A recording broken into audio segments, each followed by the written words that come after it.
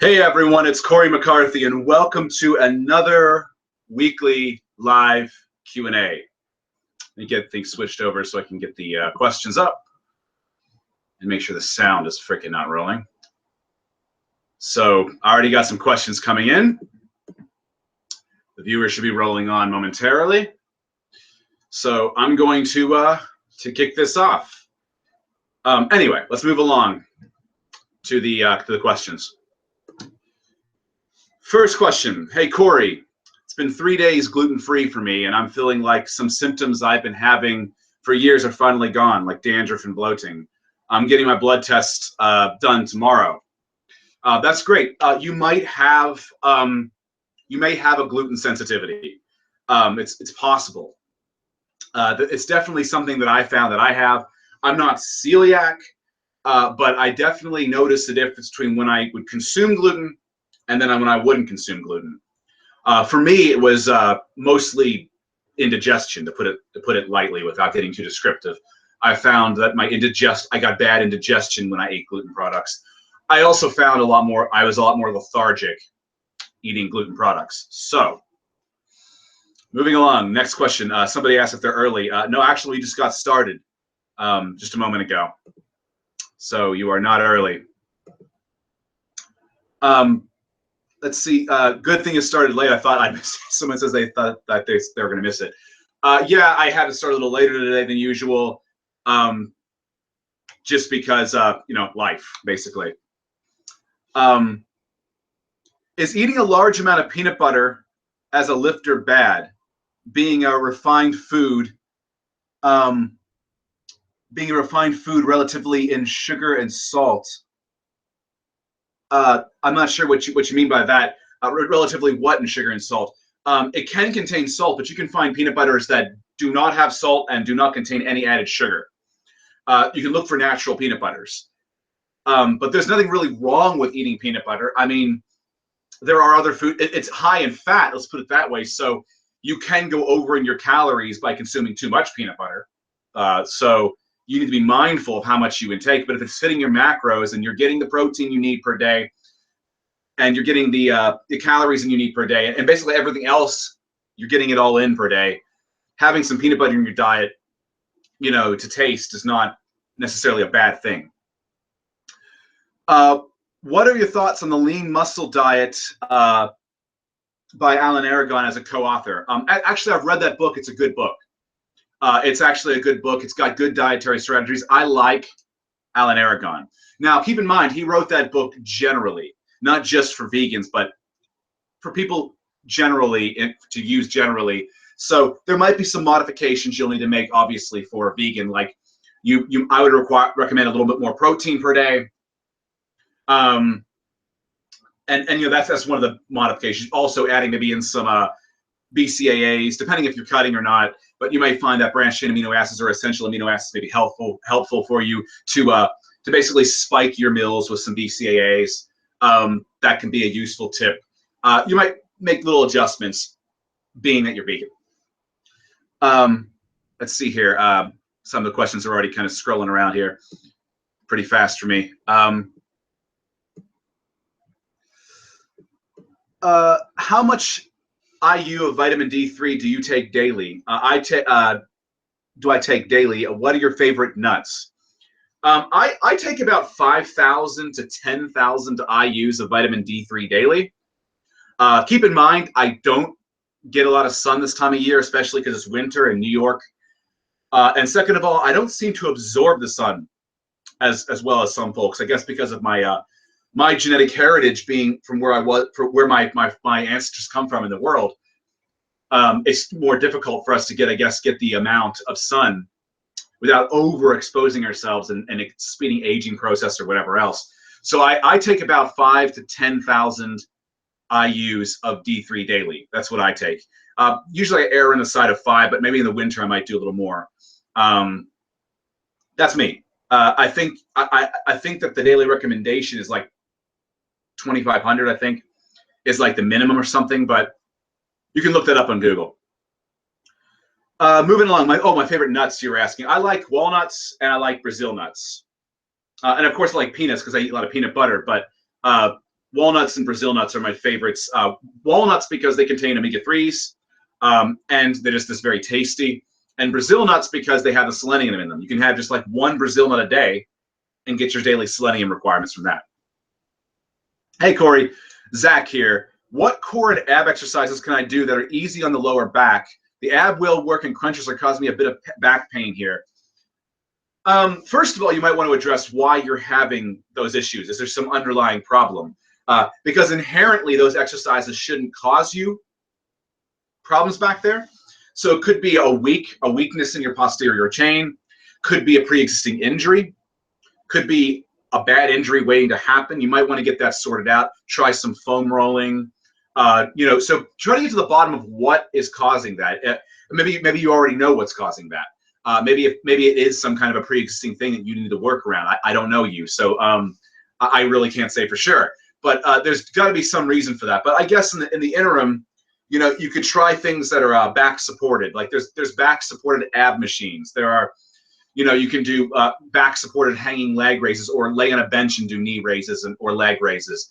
Those are some examples of things you can do. In fact, hanging knee raises they're not as good as the ab wheel, but they're pretty damn good.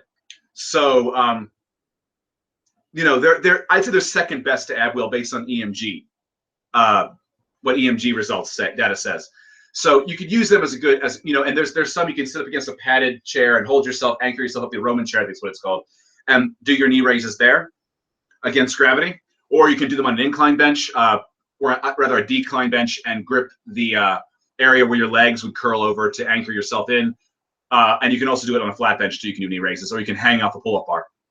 But that wouldn't give you any back support, so that might cause you a problem. And yeah, those are some options you can look at.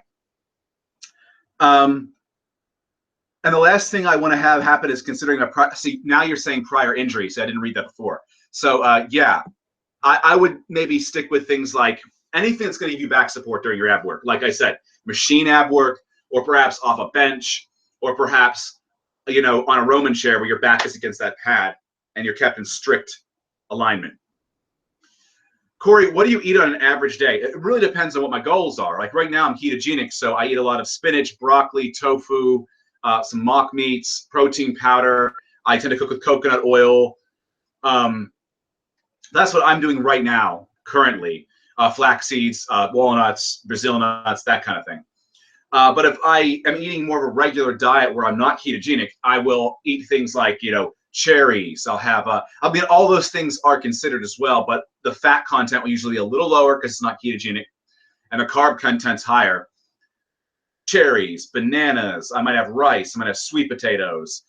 These are just some of the examples of things I'll have. Apples, peaches, a lot of seasonal fruits I can get a hold of. That's not like ridiculously expensive, because keep in mind, I'm buying a lot of it. I'm eating a lot of it. So, for instance, buying like, I don't know, oranges in the winter can sometimes be a little pricey. Like avocados can be pricey in the winter, things like that. But avocado is more fat source. Are we living in a simulation? There are some scientists that theorize that we're living in a hologram or something, but I'm not going to jump to agree with that without having a little more evidence on the table beyond just theory. All we have right now is theory. So, thoughts on 5x5 workouts? They are great. You've asked this before, Hank. They are great. They offer ample volume, cumulative volume, that is, for muscle growth, because you're doing 5 sets of 5. But working with 5 reps is great for strength. So you're really on that border region where you're getting the strength benefits and you're getting the growth benefits from a 5x5 workout. Now, if you were to do something like 3x5 compared to 5x5, and they've done research on this, the growth is better in the 5x5 than the 3x5. But the growth is better in the 3x5 than a 1x5, for instance. So it really is about cumulative volume. Okay, moving along. Can I work out with a fever?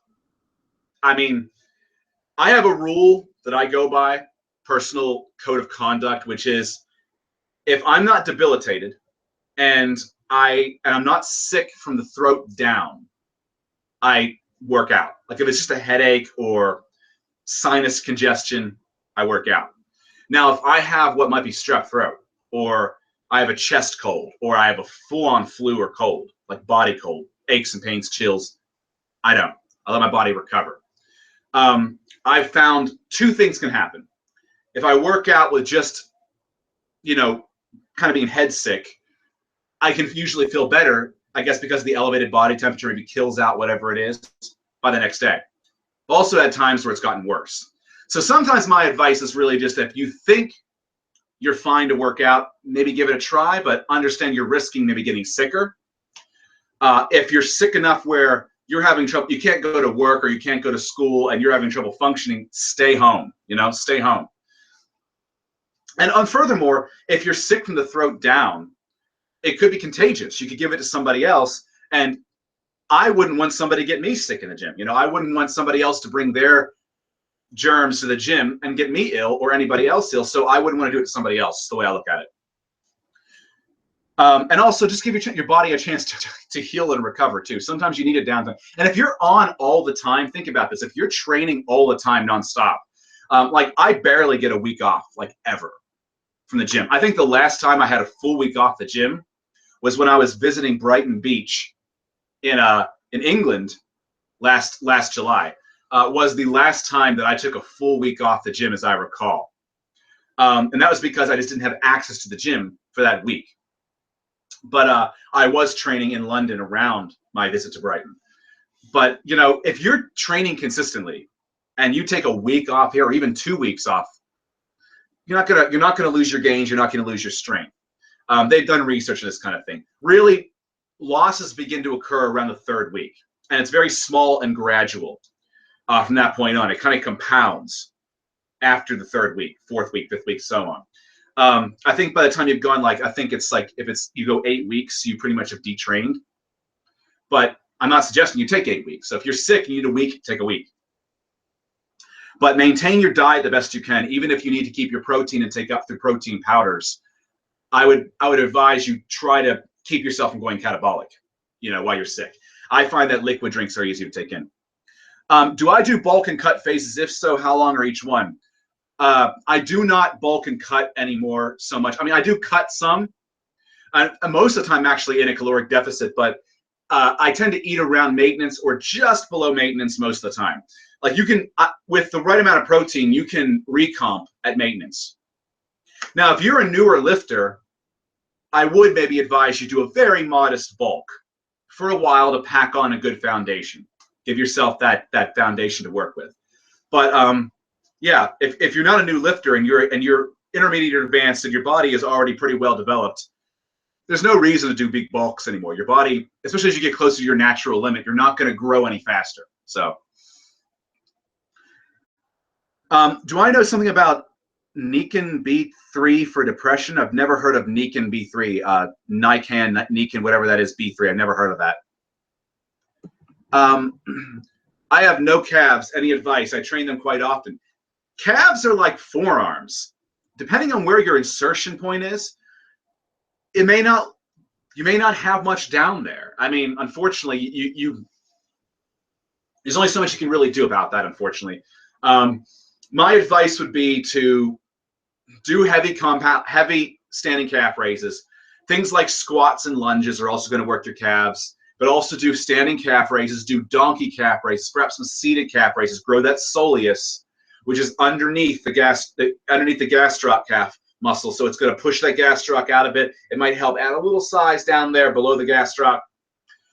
Maybe try working your soleus a little more. Seated calf raises, donkey calf raises are good for that. Seated is direct. Donkey works both the gastroc and the soleus because the knees are bent. When you do your standing calf raises, if you bend your knees a little bit during the standing calf raise, you'll hit a little more soleus. The soleus is more activated when the knees are bent. The more bent your knees are, the more activation of your soleus is going to occur. Yeah, cashews are awesome. I love cashew nuts. Yep. Somebody's mentioning that. Let's see here. Elena says that I'm very knowledgeable and respect my insight. Thank you, Elena. Omega-6 without supplementation possible in a vegan diet? Yeah, a little bit too much. You're going to get omega-6 from pretty much you get it from tofu, you'll get it from any oils you use, even Coconut oil has a modest amount of omega-6. You're going to get omega-6s from peanut butter. You can get it from tofu, I believe it's in tofu. It's in a lot of food sources in the vegan diet. What's a little more difficult is omega-3s. You've got to eat things like chia seeds, flax seeds, hemp seeds, walnuts. These are great sources of omega-3 for a vegan. Or rather, because I actually strongly advise this. My feelings in this matter have changed. ALA omega-3s that you're getting from flax, chia, hemp, walnuts, that kind of thing. You want to work in omega-3s, DHA sourced omega-3s from like algae. So you can find a good algae supplement. Doesn't have to be a lot, like 600 milligrams a day or something like that would be just fine. And take that with like your first meal or something, with a whole foods meal to absorb it better. So, combine an omega-3 or DHA supplement with your ALA. Do I recommend any herbs or medicines other than what ashwagandha for different purposes than stress relief as well? Yeah, I am a big advocate of Cissus quadrangularis, CISSUS quadrangularis. I have pushed that on this channel so many times. It is a godsend. It is a miraculous herb. Now, I won't say it works like incredible miracles, but what it does for my joints is better than glucosamine, better than vegan MSM or anything else that I've tried. Even vitamin C, which apparently can help repair your joints. Cissus is fucking awesome, like for joint injuries, soft tissue and hard tissue injuries too. In fact, there's been research to show that when a bone is broken and you supplement with Cissus, the bone's healing process is twice as fast. It's ridiculous, and there's a good number of studies out there on Cissus. It has anti-inflammatory properties, which is probably why it works the way it does. But my first thing that I experienced with Cissus was I used to have clicks and pops in my elbows and my shoulders. Nothing that I think was anything serious, but they never went away. I had them since I was a kid, and just like 3 days into taking Cissus, the clicks and pops were gone. When I stopped taking Cissus, like if like the supplement ran out or something, and I didn't have a new stock coming in the mail yet, or I didn't purchase a new stock in a store, the clicks and pops came back. The minute I took it again, they were gone within a few days. I also find that if I had soreness in any joint, or from martial arts, for instance, if I took a few too many blows in a certain area and was like, had a fucked up ankle or fucked up wrist or something, or fucked up knee region, after a few days of Cissus, the pain was gone. I was functioning fine again. I recommended it to friends who are also martial artists or lifters. They try it. Same thing, 3 days. Within 3 days, either the effects, the problem they were experiencing was totally gone, or it was almost completely gone. So it's a great supplement. It's actually a permanent staple in my cabinet. And it's pretty cheap too. You can get it in raw powder form. The capsule forms might be a little more expensive. You can get it in raw powder form, and it tastes kind of like Nestea in the night. I don't know. That's a better way to describe it. It's like the instant tea, like instant iced tea. Like it tastes kind of like that without sweetener. It's got that kind of gritty taste. I don't know how to better describe it. To me, it tastes like what Nestea in the 90s tasted like if you didn't mix any sweeteners into it. Just if you took a scoop out and stirred it in some water and drank it. That's kind of what it reminds me of, Cissus. If you take a little bit too much, I take 2 quarter teaspoons at night before bed. But if you take a bit too much or you don't mix it well enough, it can be a little bitter. That I gag on it, it's not that bad.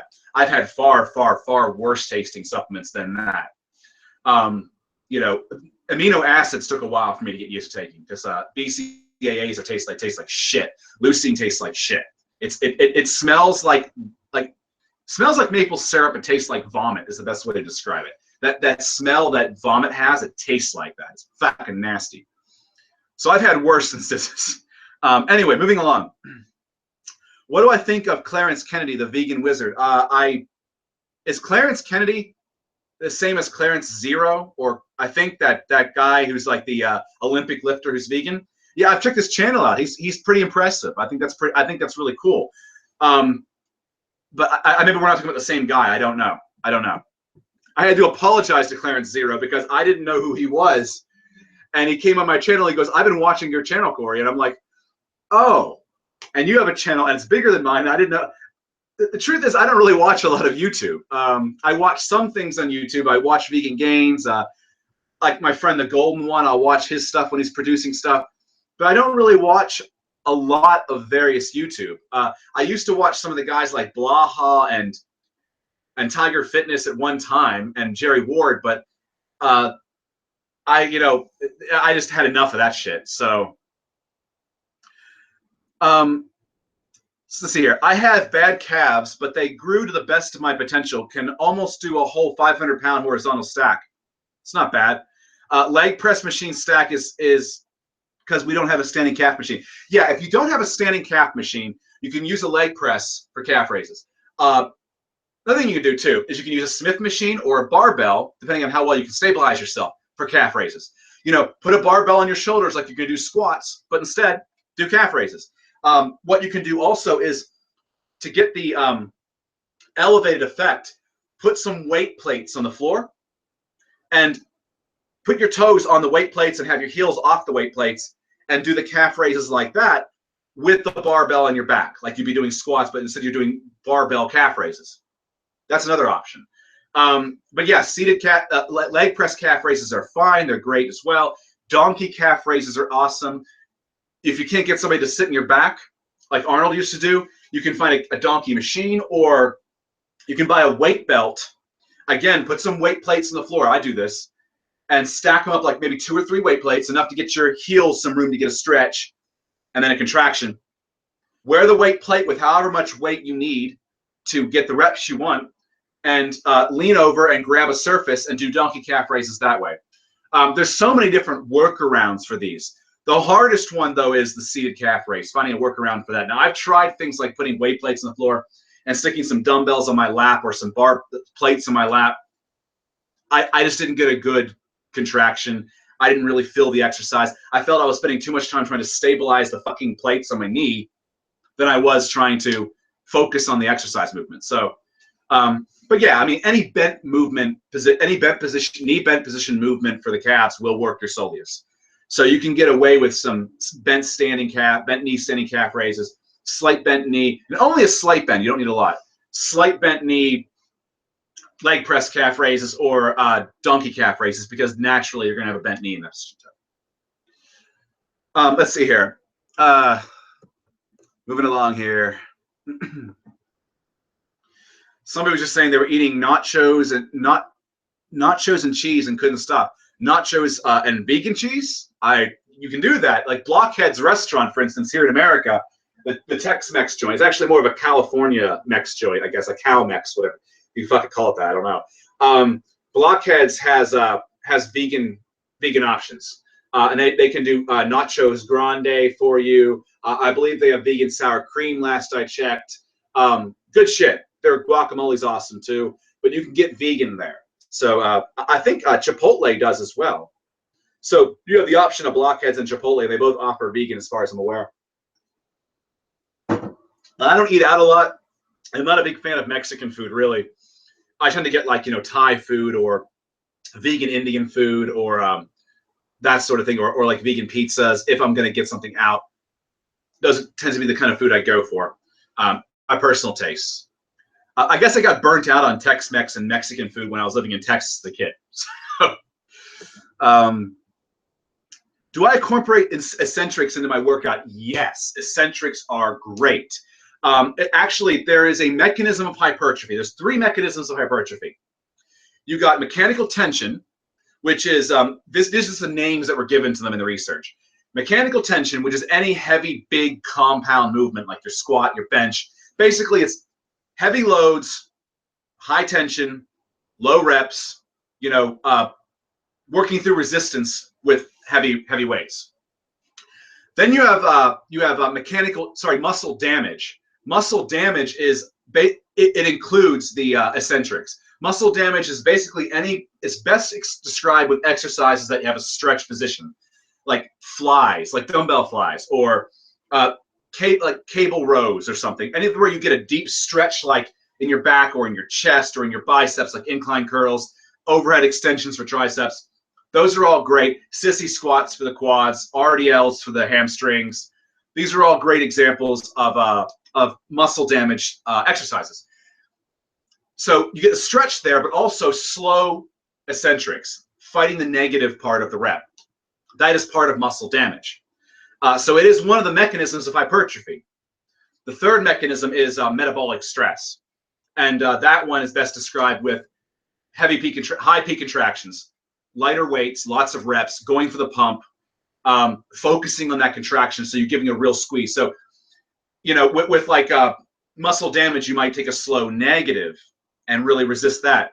With the metabolic stress, you're going to squeeze on that peak contraction, like with concentration curls or cable flies or stiff arm pull downs are good examples of that.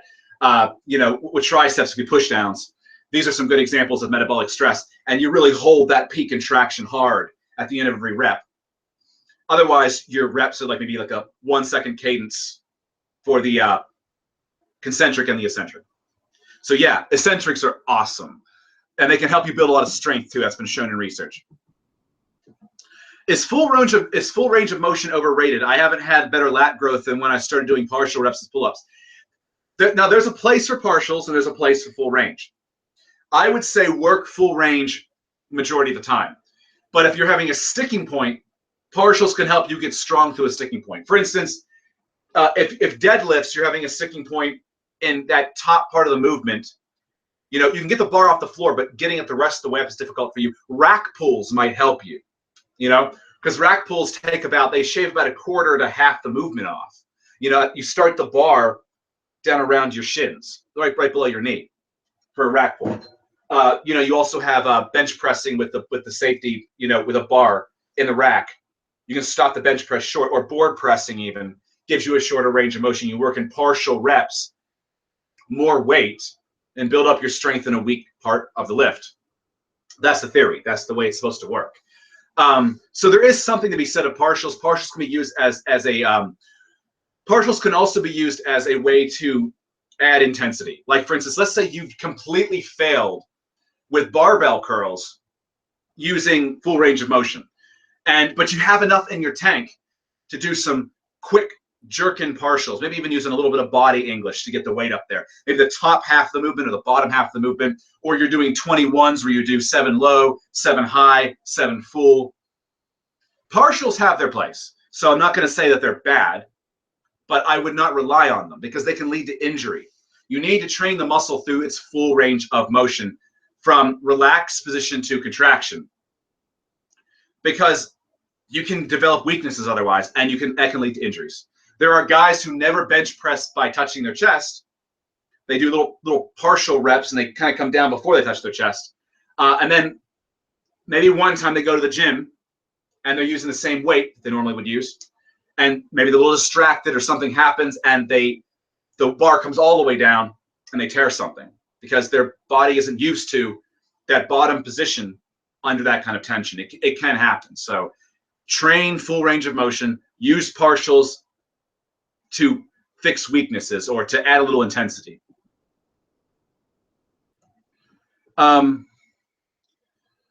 Let's see here. I have a bag of clementines. Okay. Clementines are awesome. Yeah. High in vitamin C. My thoughts on drugs. Hammering Hank, why are there 2 of you, Hammering Hank? Anyway, thoughts on drugs. I mean, if people want to take them, it's their body. You know, they're also running the risk of being arrested. It's illegal in a lot of places, like in America here. Drugs are illegal without prescription. And you're not going to get a prescription from a reputable doctor because you just want to get massive. You need to have some kind of medical reason to get testosterone, for instance. But I personally say stay away from them. I've done videos countless times on the effects of drug use. Not because I want you guys not to take them, not because I'm saying you shouldn't take them. It's your body, your choice. Maybe you're an athlete or you're in a career that you need the edge. But that being said, you need to understand the drawbacks. You have to understand the consequences of what you're doing to yourself. And that's why I do those videos. I personally don't take them because I don't see any reason to.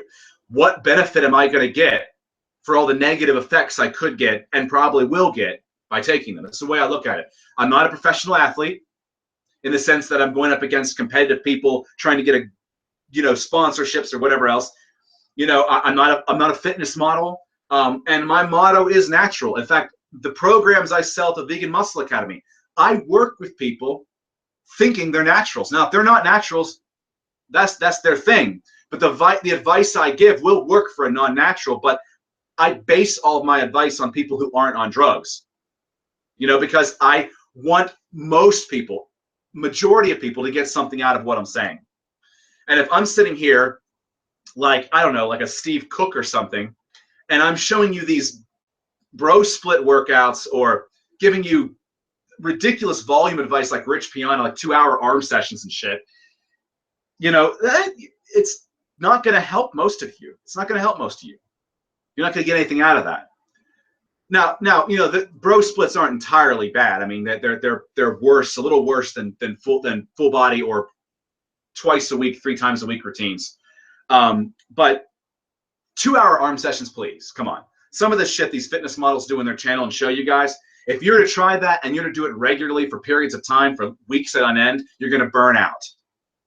You're going to burn out. Anyway, guys who be getting ready for summer shreds, yeah, you got to get started now. If you guys want to get ready for the summer, I would say consider thinking about it by this point in time now. You want to give yourself that time in case you hit a setback. You want to give yourself some time. Really about 12 weeks probably all you really need, but give yourself some time. That way you don't have to rush it. You can take your time. You can enjoy some cheat meals here and there. Live your life too. You don't want to obsess so much over it. And get yourself ready for the beach. But really, there's no point in you for the beach, for the summer, being much lower than like 8 to 10% body fat. 12% looks great too. Don't wreck your hormones to be diced on the beach to the point where your skin looks like a ball sack. I'm just going to put it out there. You're going to hurt yourself to look good.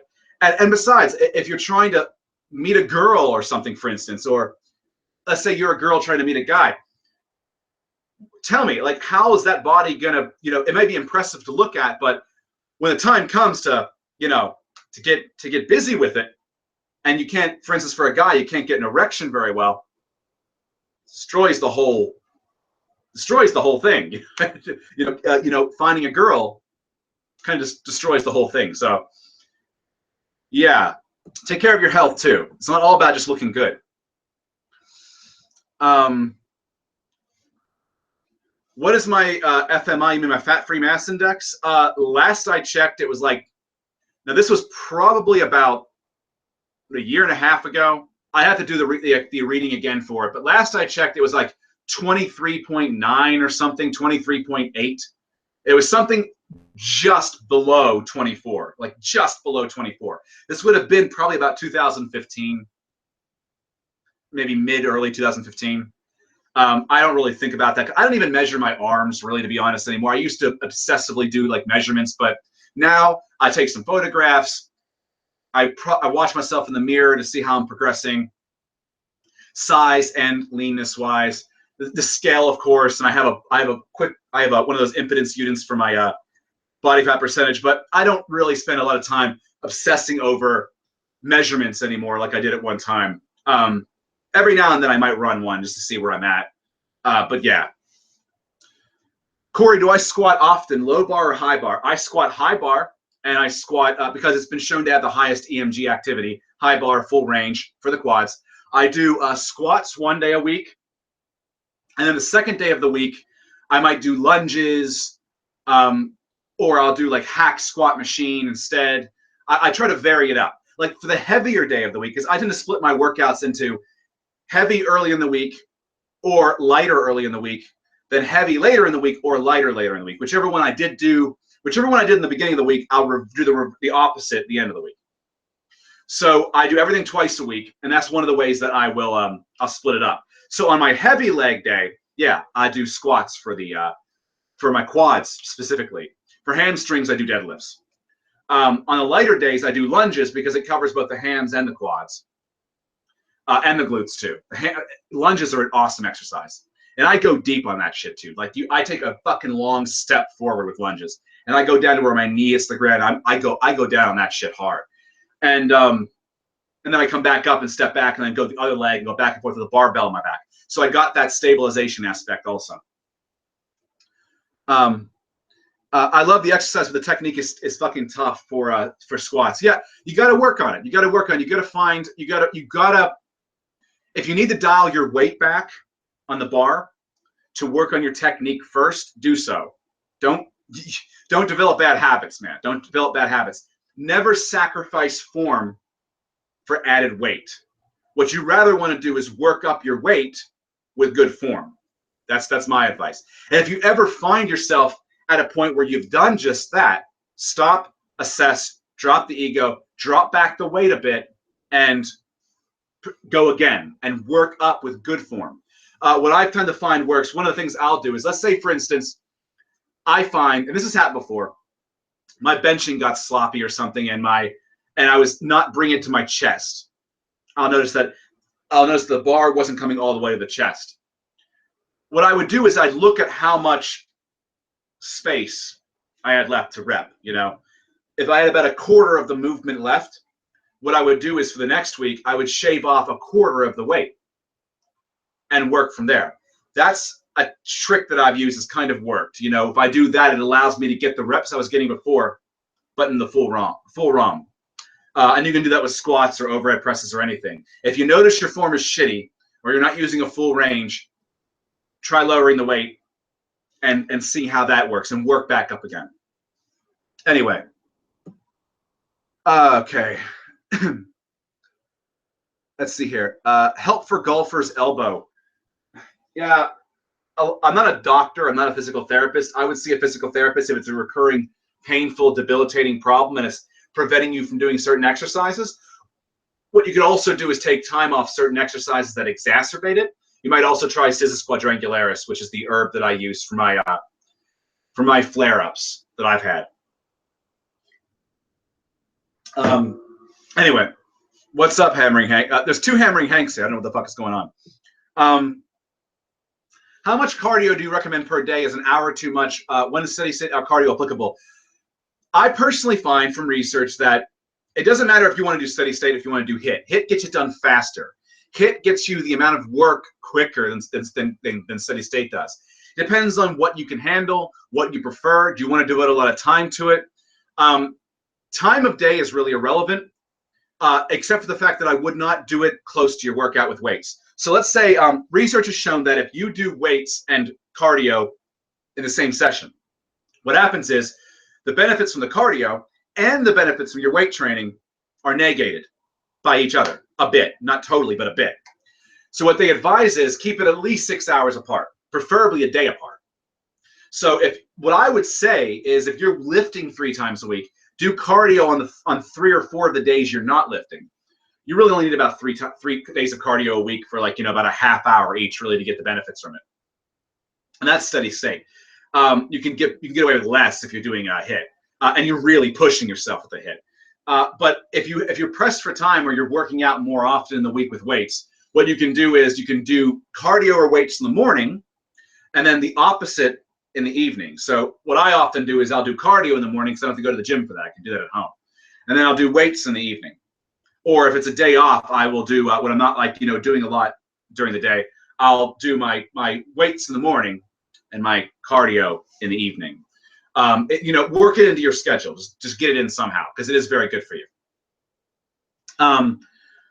Let's see here. Can you build muscle bottle of wine a day after a workout? I would not advise you drink wine. I don't advise any alcohol consumption. Alcohol consumption, even just one drink that's got a high enough alcohol content, can actually blunt protein synthesis for up to 2 to 3 hours. It can also blunt testosterone production. It raises cortisol production. It lowers GH production, which can fuck with your sleep. There's a lot of things that alcohol can do. And considering the benefits that you get from alcohol can be had from diet or even supplementation, just do those things. Just forget the alcohol. Um, I don't know what's going on with these two hammering Hanks. Hey, Cory, what's the best advice to get a really low body fat percentage? And I mean like running marathon or sprint cycling, etc. My advice is a combination of diet and exercise, no matter what it is you're doing. But I also advise you lift some weights too. Weightlifting is good for your bones. It's good for your hormones. It's good for longevity. It's good for fighting cancer. It's good for a lot of things. So even if you're not looking to get big, incorporating weights into your routine, even just a couple to 3 days a week, if you're not going to get big, is going to be great for your health, great for your quality of life. But yeah, getting down your body fat percentage is really just about diet, a combination of diet and exercise, like achieving that deficit, that energy deficit, either by virtue of a caloric deficit or tapping into one with exercise. When was the last time I had a beer and why did I quit? I think the last time I had a drink of beer, like I don't mean got drunk. I don't get drunk. The last time I had was probably wine, actually, and it wasn't beer, and it was probably about 10 years ago. I never even liked the taste of it. I just didn't care for it, and I guess I'm partly put off by how idiotic people act when they're drunk or tipsy. And I just, I don't like being in places that are really, really loud either. Like, so a lot of bars and clubs annoy the fuck out of me. Yeah, and I just don't keep alcohol at home. So for those reasons, I've had it for a while, and also there's the drawbacks associated with it, obviously too. Somebody's asking free animals a question. I'm going to keep moving here. Do I ever pig out at a Chinese buffet? I haven't been to a Chinese buffet since I was in London. Yeah, last Chinese buffet I went to, there was a vegan Chinese buffet. I don't know what it's called, so I can't recall. It's near Camden Town's. It's near the Camden Market. It's not in the Camden Market, but it's close to the Camden Market. In fact, I think it's right around the corner from, in Camden Town, there's a Sainsbury's, a large Sainsbury's supermarket. This restaurant is next to the Sainsbury's, like around the corner from the Sainsbury's. I went there a couple times when I was visiting England. And yeah, man, I ate a fuckload of food. I was like, come on, a bodybuilder in a buffet, and I worked out that day. And I wasn't watching my calorie intake on my vacation, really. I was enjoying myself sometimes. So yeah, I mean, I went in there, like it's kind of funny. I don't think they expected it because, that I was eating so much that I was getting looks from the people at the restaurant. I don't think that my girlfriend noticed it, but I noticed they would give me these looks that would go up again and go up again, finish a plate, go up again. It's like one of those days I actually just worked out, so my appetite was through the roof, and I was just eating. I was like slamming it back. So yeah, I can pig out at a Chinese buffet. Anyway, moving along here. Niacin. Somebody's asking about niacin. I think you mentioned this earlier. Yeah, niacin's actually in one of my B complex supplements that I use. So I do get niacin per day. Niacin is actually very important for pregnant and nursing women as well. Niacin is important for health, period. But yeah, I do supplement with niacin. Would I eat meat for $1 million? No. I'm not really that big of a money-driven kind of guy. I'm not the kind of guy who would sell out my family, sell out my friends, do something I don't agree with or don't approve of for money. I find that kind of activity to be completely just fucking, it's reprehensible, to be honest. So no, I'm not that kind of person. I would not eat meat for $1 million. Would not do it. Dead serious. Would not eat meat for $1 million. Just the thought of eating meat makes me sick in the stomach. Just the thought of it makes me feel grossed out and just kind of, I can't even stand someone cooking it in my presence. If I'm not at my house, if I'm visiting somebody and they're cooking meat, I don't really have any say. It's their house, it's their bodies, and I'm not going to be pushy about it. They know I don't approve of meat consumption or people exploiting animals, but I'm not one of those violent vegans who's like, fuck you, you fucking prick, for eating meat in front of me. It's their house. But the smell makes me sick. The smell is just nasty. It's nasty. I've been away from it for so long. keep in mind that I was a vegetarian before I went vegan, and I was a vegetarian starting in 2002. I haven't had meat for well over a decade. You know, at this point, I guess we're going on 15 years, man, 15 years. So it just makes me sick. The thought of it makes me sick. I didn't deadlift for 4 weeks and I lost 60 pounds. That can happen. You know, if you don't work on an exercise, every exercise can have different mechanics. Now, some might be less so than others, but some exercises you may not be able to mimic the mechanics as much as you can just doing the fucking exercise. And deadlift is one of those. You know, if you forgo deadlifts for a while, you may find when you come back that you've lost some strength in the deadlift. So keep that in mind. If there's something that means a lot to you, keep it active. Keep it active, man. Favorite old school bodybuilder, favorite new school bodybuilder. My favorite old school bodybuilder, without even thinking about it, is Larry Scott. Larry Scott, the very first Mr. Olympia. My favorite bodybuilder of all time is Larry Scott. Why is that? I don't know. There was just something about his physique. It was powerful. It was pre-Arnold. It was powerful. His biceps and his forearms were sick. He was doing a lot of things that I thought were kind of like inventive. Like that, he invented the spider curl. It's called the Scott curl as well, where you curl off the steep end of a preacher bench. And he did a lot of supersetting, but directly with biceps, like biceps and triceps. So I guess it's more kind of like I guess extended sets really. Like for instance, he would do a tricep. Actually, he would do dumbbell preacher curls followed by easy bar preacher curls followed by standing reverse easy bar curls. All three in a row in succession. You fail at one to the next, fail at that one to the next one. And I've tried his biceps workout back when I was kind of newer to lifting, and man, it hurt like hell. I'd lower the volume naturally because I was new for 1 and 2. He was on steroids, obviously. But I thought that his physique was great. I thought that he's a good example of somebody who went from having a body that didn't have the best genetics for shoulder width. He was kind of a skinny guy, and he developed this fucking massive physique at a time when steroid dosing was a lot more modest back then too. And he did it through really hard work. I was always very inspired by Larry Scott. Arnold Schwarzenegger naturally too. New bodybuilders, not so much. I guess for a while I kind of liked Phil Heath's physique, but even he's lost some of that aesthetics that he had when he was first winning his Olympia contests.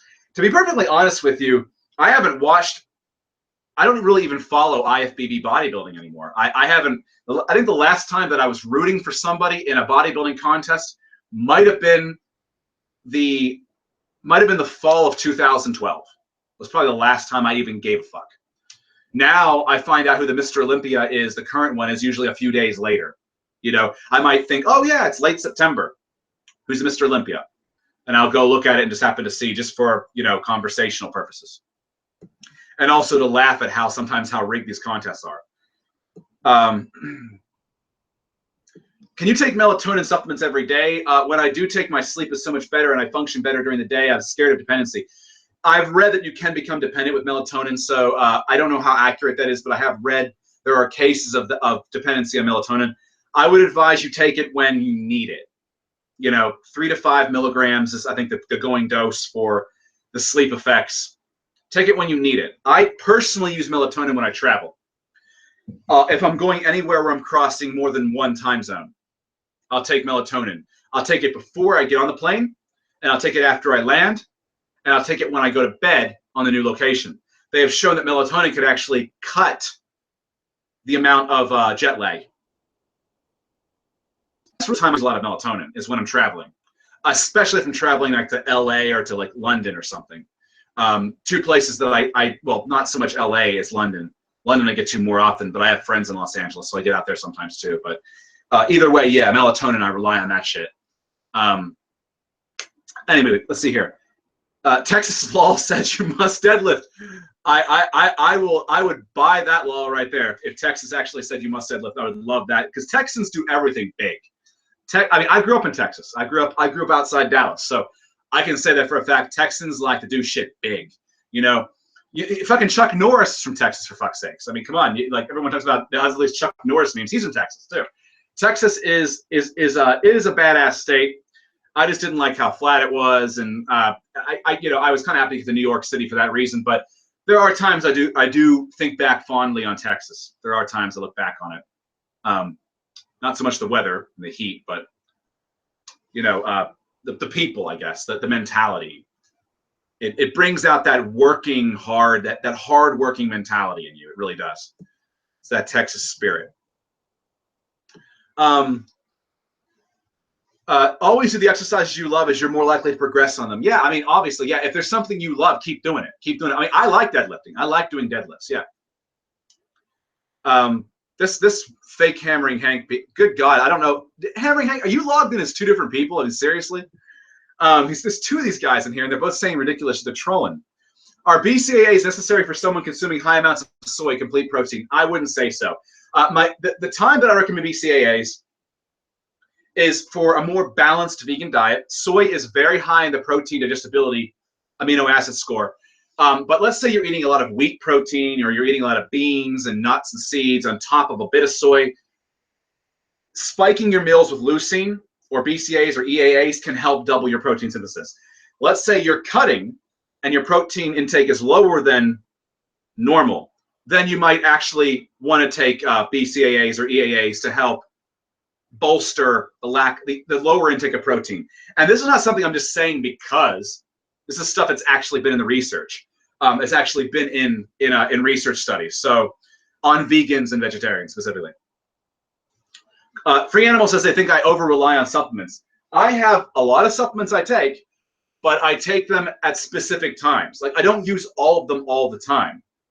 Like some of them, they sit in my cabinet. Like I have ashwagandha sitting in my cabinet up there. I haven't touched it for a while, but I haven't needed to. My stress hasn't been that bad. So it really depends on what I'm going through and what I need it for. I don't take some of these things every single day, just so you know. The mock meats are great. Someone said they eat faux meats, and field roast is one of the best. Field roast is awesome. If you're gluten sensitive, the Beyond Meat products are really good too. Okay, let's see here.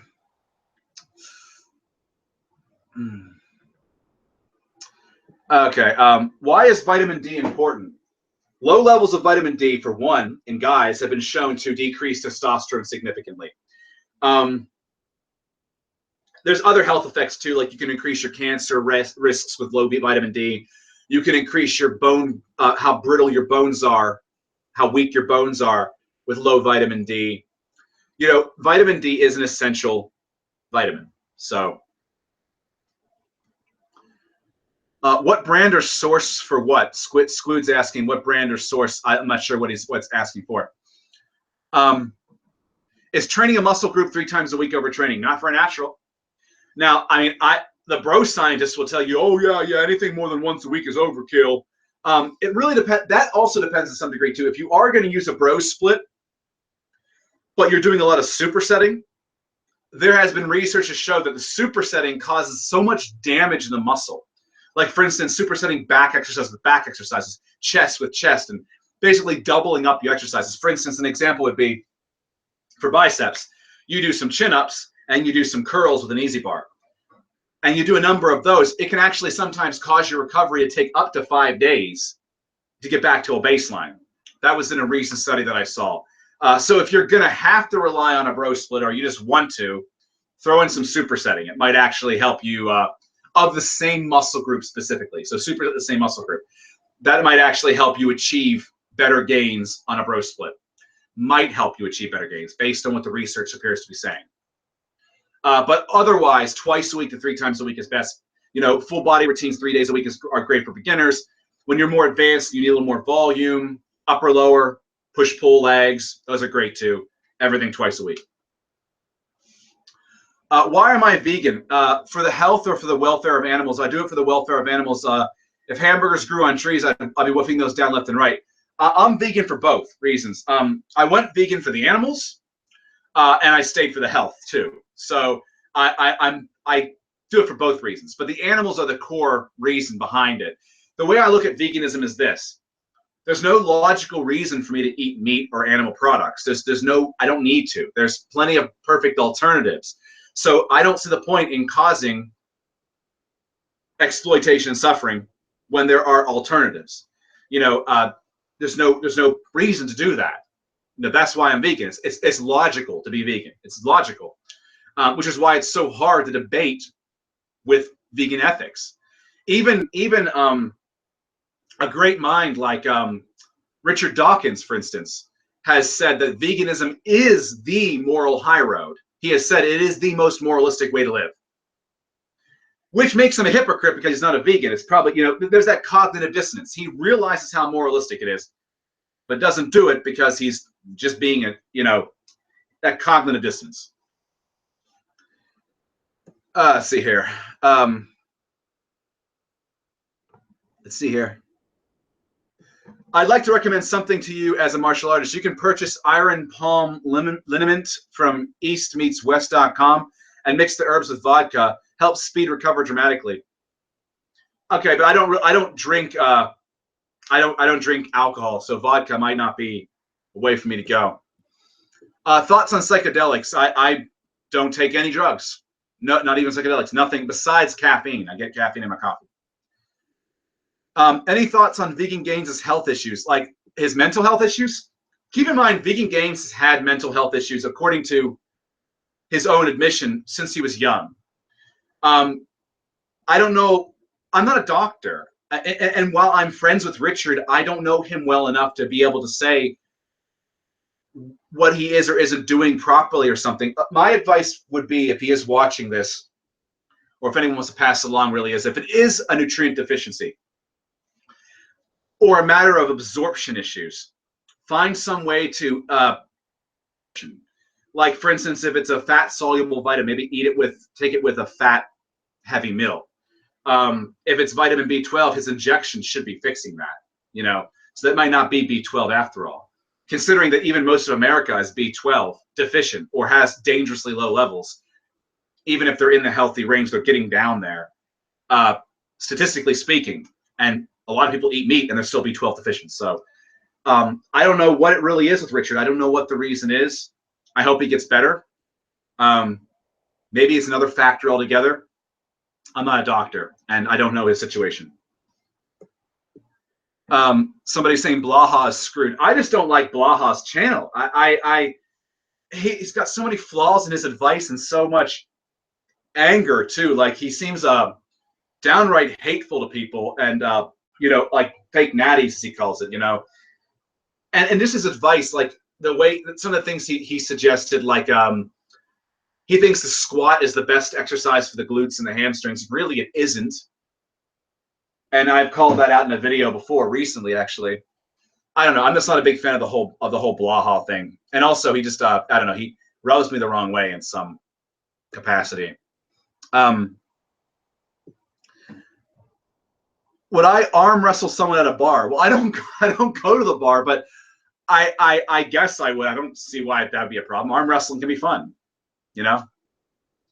Why does everyone hate on Blaha, by the way? I just explained. I think there's a lot of flaws in his advice, and if you criticize it, he gets really mad. He doesn't come back with evidence to support. He just kind of gets mad about it. He goes in these attacks. Like this whole thing with Lane Norton is really fucking petty, to be honest. For both of them, they're both being petty. Anyway, somebody's saying he's being a delusional liar lately. Before he was okay. Like, I don't know what he's even doing lately. I haven't watched his videos. Anyway, maybe he's lost his mind somehow. I don't fucking know. Anyway, thoughts on Bradley Martin and the stuff that was revealed. What was revealed about Bradley Martin? I don't know. I know of Bradley Martin, but I don't know what was revealed about him. I didn't know there was some kind of big reveal. Yeah, vegan cheese is actually better than Kraft cheddar cheese. You're right. Like when I was a vegetarian, I ate things like goat cheese and everything else. Some of the vegan cheeses I've had have been fucking fantastic. Like they're better than anything that I've had non-vegan. Like Miyoko's brand cheese, artisanal cheeses, they're vegan, incredible. They're made from cashews, I believe. They're fucking incredible. I also encountered some store brand vegan cheeses at this one health store in Maryland. Sorry, I don't remember what the fucking name of the store was. I want to say it was like a Sprouts or something. Might not have been a Sprouts. Can't remember what it was called. But it was actually on par with Miyoko's, but it was store made. They had like their own labeling on it, but it was vegan, and I believe it was also based on like those almond milk and cashews or something. I don't know. It was really good. Anyway, I'm gonna cut at this point because I got to do some of the things this afternoon too, guys. But thank you all for tuning in. Again, if you guys want to get updates on this channel, check below in the description. If you can get on my mailing list by signing up for the free protein PDF below. There's a lot of things that I offer down in the description below. Don't forget that subscribe button. Many of you probably are subscribed already, I would imagine, but keep in mind, for some stupid reason, YouTube has been unsubbing people. I've been getting messages about this, like, why am I unsubbed from your channel? I don't know. YouTube there's a glitch or something. So check and see if you're even subscribed. You might find you're not. And hit that subscribe button if you're not and you want to stay on top of updates. Otherwise, every Sunday we do these Q&As. So I'll see you guys for the next one. Take care.